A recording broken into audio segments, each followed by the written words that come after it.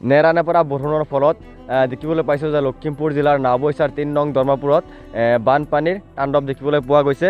শ শ ৰাইজৰ ঘৰ পানীৰ তলত ডুবি আছে আৰু ইতিমধ্যে মই ইয়াত ৰাইজ আছে, মই তেখেতৰ লগত কিছু কথা জানিবৰ কাৰণে চেষ্টা কৰিম। কি ক'ব যিহেতু আজি আমি দেখিবলৈ পাইছোঁ যে আপোনালোকৰ ইয়াত পানী বহুত ক্ষতিগ্ৰস্ত হৈছে, সেই সন্দৰ্ভত আপুনি কি ক'ব? এতিয়া দুখৰ বিষয় কি ক'ম, আচলতে আমাৰ ভাগ্যই বেয়া নেকি। আমাৰ যি অৱস্থা, এই অৱস্থাৰ ফালেতো প্ৰশাসনৰ ফালৰ পৰা কোনো আমি পোৱা নাই। গাঁওবুঢ়া যিজন আছিলে, গাঁওবুঢ়াজন আহিছিলে বাৰু, কিন্তু তেখেতে কি প্ৰতিক্ৰিয়া কৰিলে আমিতো গম পোৱা নাই বাৰু, কিন্তু তেখেত আহিছিলে।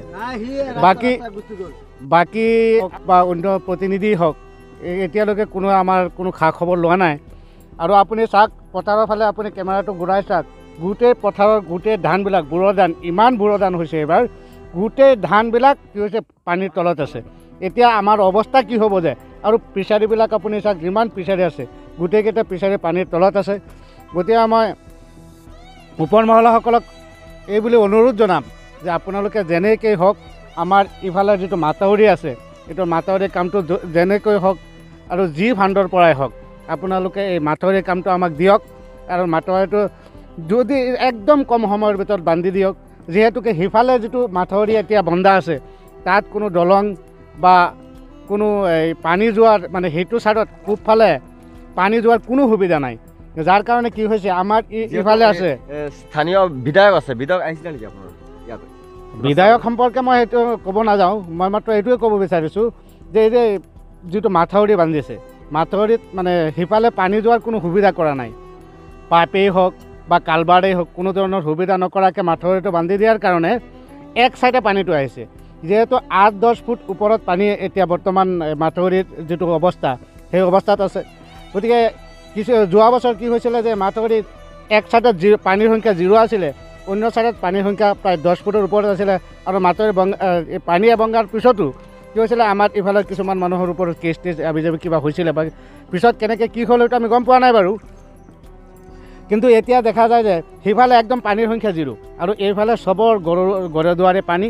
গতিকে মই ওপৰ মহলক অনুৰোধ জনাম যে আপোনালোকে অতি সোনকালে, আমাৰ পশ্চিম ফালৰ যিকেইজন মানুহ আছে আপোনালোকে নিশ্চয় জানে, তেওঁলোকৰ ঘৰত পানী আছে, পুখুৰীবিলাক চব তলত আছে, আৰু খেতি পথাৰ যিখিনি দাননি আছে গোটেইখিনি তলত আছে।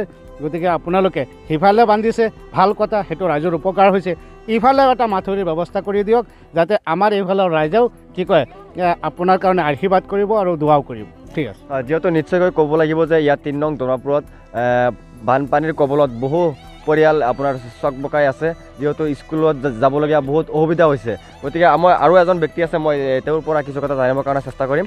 কি ক'ব, যিহেতু আপোনালোকৰ দেখিছোঁ বহুত অসুবিধা হৈ আছে? হয়, নিশ্চয় অসুবিধা হৈ আছে। ধৰি লওক আমাৰ একেবাৰে পিছপৰা অঞ্চল, যিহেতু আমাৰ নাওবৈচা সমষ্টিৰ ৩ নং ধৰ্মপুৰ একেবাৰে পিছপৰা অঞ্চল, যিহেতু অকণমান বৰষুণ নপৰাকৈ পানী একদম এটা মাথাউৰি একদিবান আছে, সেইটো কাৰণে একদম এইটো ছাইড একদম পানীয়ে ভৰ্তি হৈ থাকে, সেইটো ছাইডত ধৰি লওক একদম শূন্য আছে আজিৰ দিনত।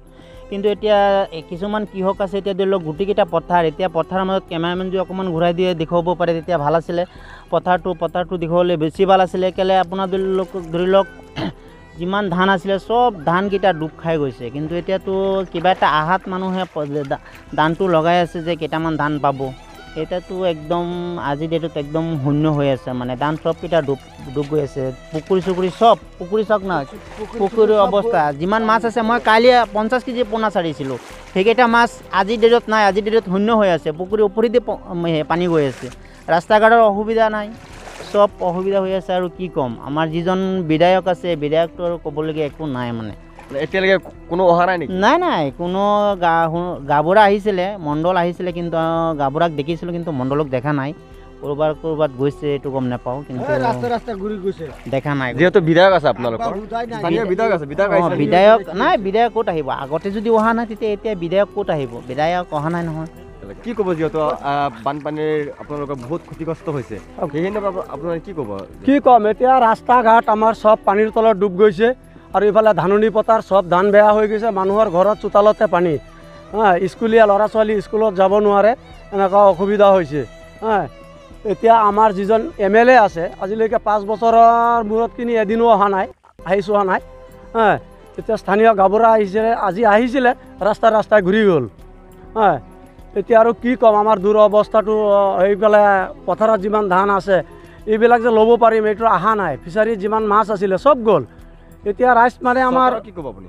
চৰকাৰক মানে এইটো আমি বিনম্ৰভাৱে অনুৰোধ জনাওঁ যে পইতা নদীৰ পূবফালে যিটো মথাউৰি বান্ধি দিছে, পশ্চিমফালৰ মথাউৰিটো অতি সোনকালে যিকোনো উপায়েৰে যিকোনো আঁচনিৰ পৰা এইটো মথাউৰি বান্ধি দিলে আমাৰ পশ্চিমফালৰ ৰাইজবিলাক অকণমান শান্তিত থাকিব পাৰিম।